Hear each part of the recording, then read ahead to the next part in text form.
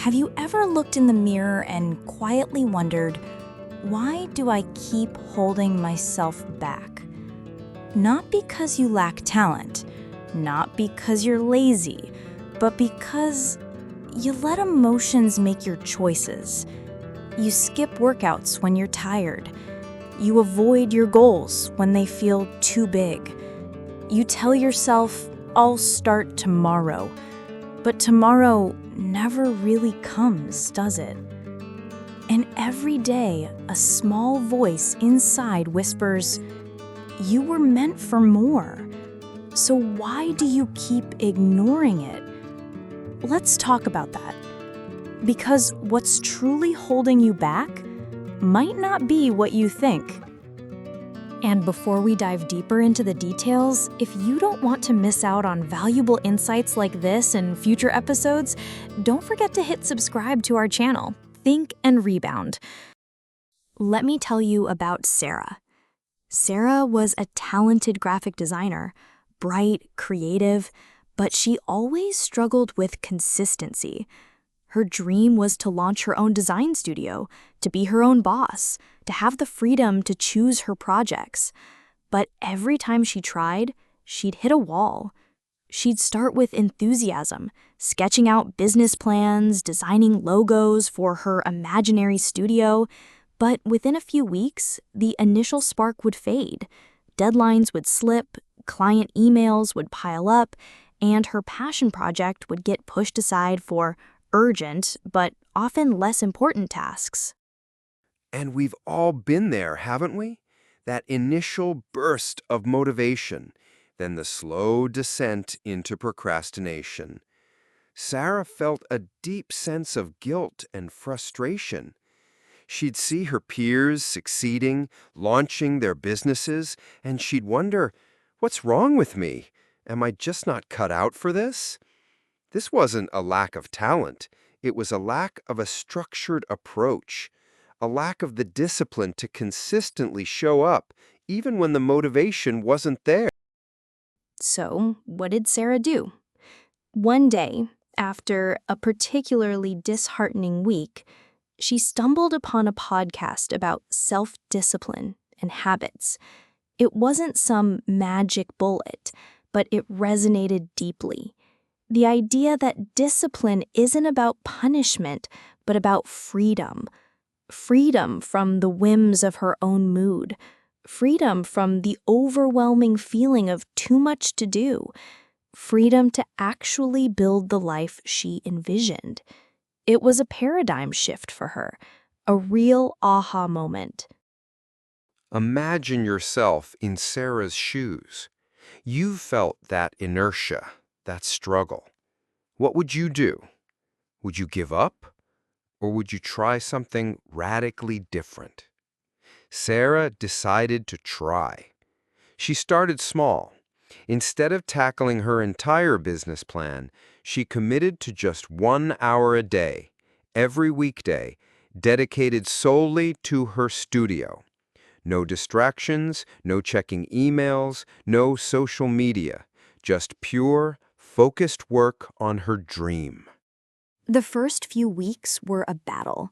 Her old habits screamed at her to check her phone, to browse inspirational designs, to do anything but the hard, focused work. There were days she just wanted to curl up and watch Netflix. We've all been there, haven't we? That inner voice telling us to take the easy way out. But she pushed through. She remembered that podcast, Discipline Equals Freedom. Each day she showed up, she felt a tiny spark of victory. That 1 hour became her sacred time. She started seeing progress, not just in her studio work, but in her self-confidence. This wasn't about willpower anymore. It was about building a system, a habit, a discipline that empowered her. This is where the magic started to happen. And Sarah's story isn't unique.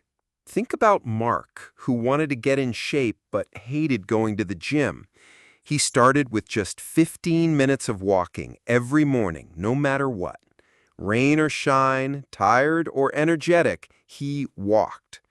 Gradually, those 15 minutes turned into 30, then 45, and soon he was running marathons.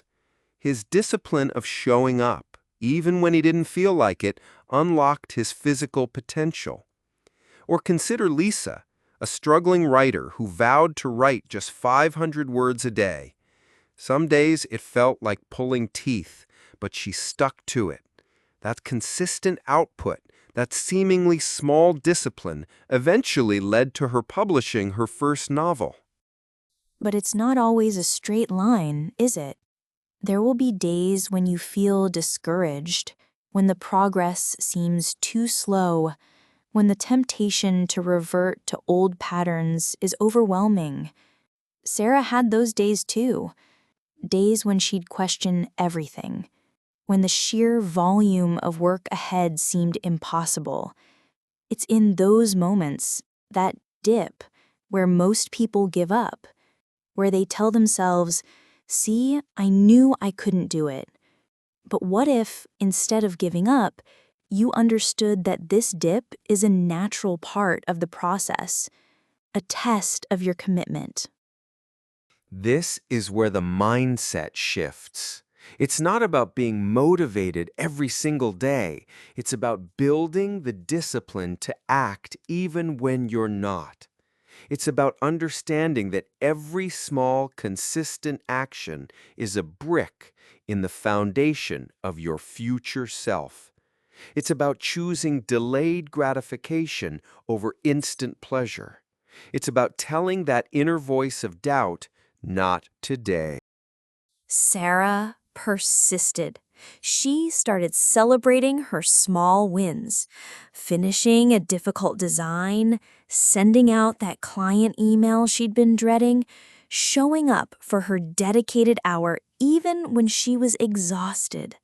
Slowly but surely, her studio took shape. She started getting clients, building her portfolio, and finally, she launched her own business. It wasn't overnight success. It was the culmination of countless hours of disciplined effort. And the irony? The more disciplined she became, the more freedom she experienced.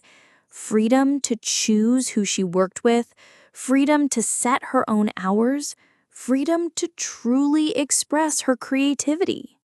Sarah's journey, Mark's journey, Lisa's journey. They all highlight a fundamental truth. Discipline isn't about restriction. It's about liberation. It's about consciously choosing the hard path in the short term, knowing it leads to a far more fulfilling and free existence in the long term. It's about understanding that our comfort zones, while seemingly safe, are often the very prisons that keep us from our true potential. So, where do you start? Don't try to change everything at once. Choose one small area of your life where you feel stuck, where you know a little more discipline could make a big difference. Maybe it's waking up 15 minutes earlier to exercise. Maybe it's dedicating 30 minutes to learning a new skill.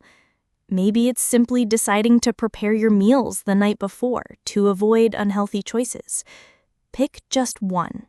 Commit to it for 30 days, no matter what. Don't rely on motivation. Rely on your discipline. Because when you master that one small thing, you'll build the momentum and belief to tackle the next. Remember, discipline equals freedom. What one discipline will you choose today to unlock your freedom?